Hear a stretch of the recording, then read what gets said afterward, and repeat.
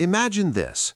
You're standing at a party, holding a drink you didn't even want, and someone turns to you and says, "Hey." You smile. "Hey." They ask what you do. You tell them. You ask what they do. They tell you. And then, nothing. The air gets thick. Your brain starts buffering. You suddenly become hyper-aware of your hands. Are they hanging weird? Should you sip the drink? Is it too soon to escape to the bathroom? Welcome to the awkward silence. For the longest time, I thought I was just bad at being human. At office events, family dinners, even quick interactions at a coffee shop. Somehow, I could turn a 5-second exchange into a social disaster. And that confused me. Because around my close friends, I was unstoppable. I could talk for hours. I was funny, relaxed, creative. So how could I be confident one moment and socially frozen the next? One day, it clicked. I wasn't socially broken. I was socially untrained. Nobody ever teaches you how to hold a conversation. We're just thrown into the world and expected to figure it out. That's like handing someone a guitar and being shocked when it doesn't sound like a concert. So I started paying attention. I watched people who were magnetic in conversations, the ones everyone gravitated toward, the ones who never seemed stuck. And I realized they weren't more interesting than everyone else. They just followed a few simple principles. Here's the first one. Stop ending conversations with statements. Start extending them with questions. If someone says, "I tried surfing this weekend," most people respond with, "Oh, nice." And that's where it dies. Instead, ask, "Was it your first time?" Or "Did you wipe out?" Or "Where did you go?" Each question opens a new door. Think of conversation like climbing a ladder.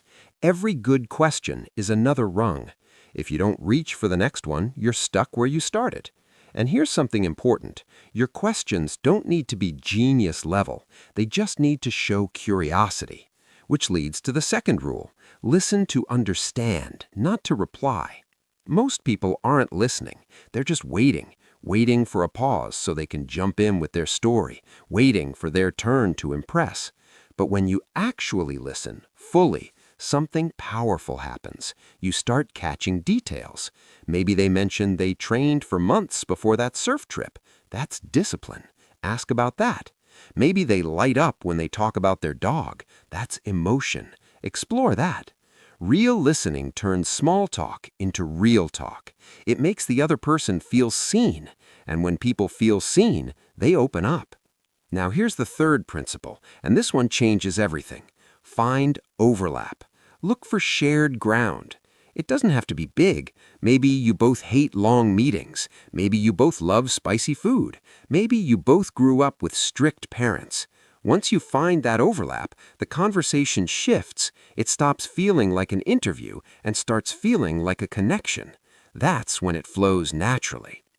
Now, let me be honest. There will still be awkward moments. There will still be pauses. But here's the difference. You won't panic anymore. You'll know silence isn't proof that you're boring. It's just a normal rhythm in conversation. Even confident people experience it. They just don't dramatize it. The real secret to never running out of things to say isn't becoming the most fascinating person in the room. It's becoming the most curious.